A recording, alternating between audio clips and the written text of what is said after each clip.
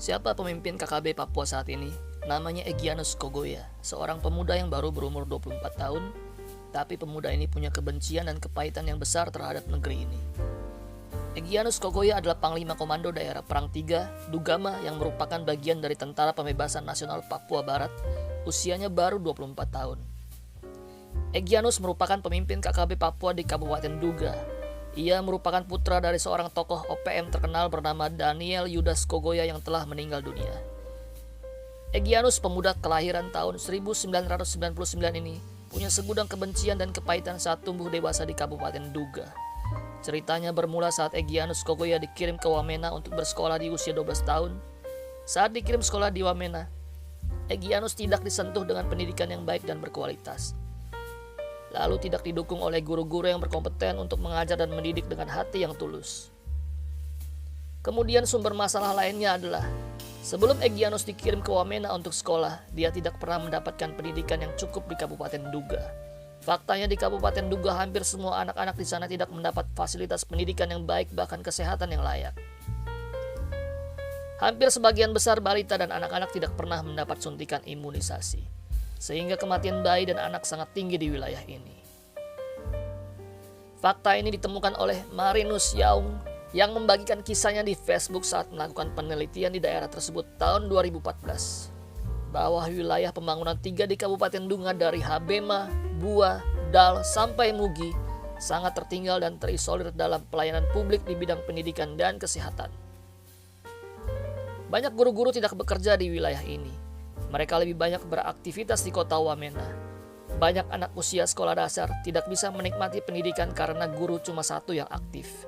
Itu pun cuma 1 dan 2 mata pelajaran yang diajarkan. Mata pelajaran lain tidak diajarkan. Tetapi setiap terima rapot, semua mata pelajaran ada nilainya dalam buku rapot. Banyak anak usia SMP yang belum bisa kenal huruf, tidak bisa baca dan berhitung. Untuk mengatasi ketertinggalan pendidikan, banyak orang tua murid dari Kabupaten Duga mengirim anak-anaknya untuk sekolah ke kota Wamena yang lebih maju pendidikannya. Dan termasuk salah satunya adalah pemuda bernama Egyanus Kogoya. Tapi ternyata salahnya sistem pendidikan yang diajarkan sejak awal malah membuat Egyanus menjadi minder di sekolah saat di Wamena. Egyanus sangat minder dan tertutup karena mungkin dia belum bisa membaca dan berhitung dengan baik. Selain itu juga, ini menjadi karakter umum anak-anak Papua. Mereka banyak memiliki sifat insecure terhadap pertumbuhan mentalnya. Lalu kisah haru lainnya adalah selama sekolah SMP di Wamena, Egyanus memiliki satu perilaku yang menonjol dan menjadi perhatian guru-gurunya. Egyanus setiap ikut upacara bendera tidak pernah mau menyanyikan lagu Indonesia Raya dan mengangkat tangannya untuk menghormati bendera merah putih. Guru-gurunya sudah sering menegur dan menghukum Egyanus. Disiplin hukuman tidak mengubah sikap dan perilaku Egyanus. Bahkan kadang Egyanus mendapat kata-kata kasar, penuh hinaan, dan direndahkan. Disinilah letak persoalan banyak guru-guru di Papua, baik guru orang asli Papua maupun non-orang asli Papua. Mereka tidak mengajar dengan tulus dan sabar, bahkan terkadang memaki dan merendahkan murid yang seperti Egyanus. Faktor lainnya adalah karena dia juga seorang anak dari tokoh OPM. Egyanus juga mendapat didikan dan doktrin yang salah. Bagi Egyanus saat itu negara tidak memperhatikannya. Hal ini membuat Egyanus tumbuh menjadi anak yang penuh dengan kebencian dan kepahitan yang dalam akan negara ini. Tumbuh besar watak Egyanus berubah menjadi seorang yang kejam dan keras kepala. Sifat ini sangat mirip seperti almarhum ayahnya yang merupakan tokoh OPM kasus penyanderaan tim Lawrence atau tim peneliti 1996 di Papua sebanyak 26 orang. Yudas Daniel Kogoya menjadi viral bersama ketua OPM saat itu bernama Kelly Kualik lantaran perbuatan kejamnya dan sempat mengguncang dunia. Ceritanya saat itu berawal ketika ayah Egyanus Kogoya itu mendengar kabar bahwa tim peneliti dunia saat itu disebut dengan tim Lawrence 96 hendak berkunjung ke Papua, yang dulunya dikenal dengan Irian Jaya. Setelah kabar itu beredar, Yudas Daniel Kogoya lantas menyamar menjadi porter. Penyamarannya sempurna karena saat menjadi porter, Yudas mengangkat dan memikul semua barang milik para peneliti tersebut. Akhirnya setelah para peneliti ini tertipu oleh aksi penyamaran Yudas dan terjebak masuk ke perangkap Yudas, mereka pun disandera oleh Yudas yang ternyata saat itu merupakan salah satu anggota dan tokoh OPM atau Organisasi Papua Merdeka. Para peneliti itu berasal dari Inggris dan beberapa diantaranya adalah orang Indonesia. Dalam penyanderaan, para korban dipaksa masuk ke dalam hutan. dipaksa berjalan kaki berjam-jam lamanya. Agar jejaknya tak diketahui pasukan TNI, Yudas bersama komplotannya menggiring para sandera melewati jalan-jalan tikus, naik turun gunung hingga bermalam di dalam hutan. Kabar tentang penyanderaan 26 orang tim peneliti itu baru didengar pemerintah Indonesia beberapa hari kemudian. Seperti tersambar petir di siang bolong, Panglima Kostrad yang kala itu dijabat oleh Brigjen TNI Prabowo Subianto langsung beraksi dan mengambil tindakan. Sosok yang kini mengemban tugas sebagai Menteri Pertahanan RI itu langsung menyusun rencana untuk membebaskan para sandera. Yang mengerikan adalah kabar penyanderaan itu seketika meluas ke dunia internasional. Pemerintah Inggris langsung turun tangan dengan menghubungi Yudas Daniel Kogoya.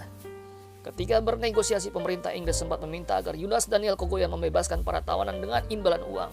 Namun Yudas menolak tawaran tersebut dengan mengatakan, "Saya minta ubi, jangan diberikan kue." Paham?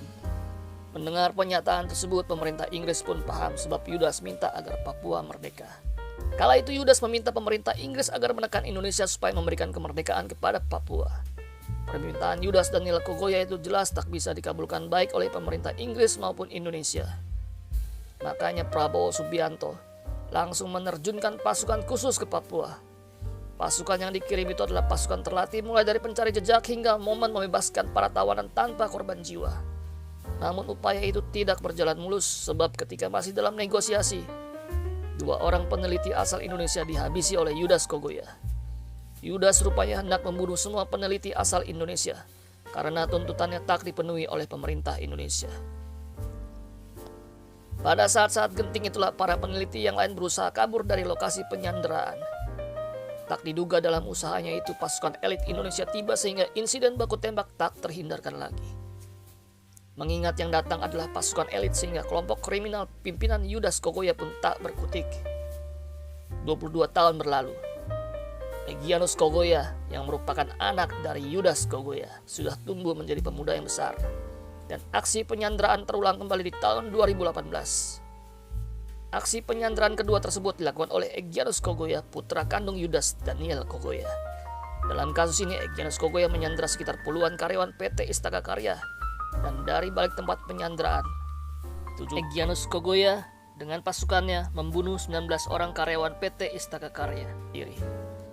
Kasus ini seketika mencuatkan nama Egyanus Kogoya dan sejak itu yang bersangkutan menjadi buronan aparat keamanan.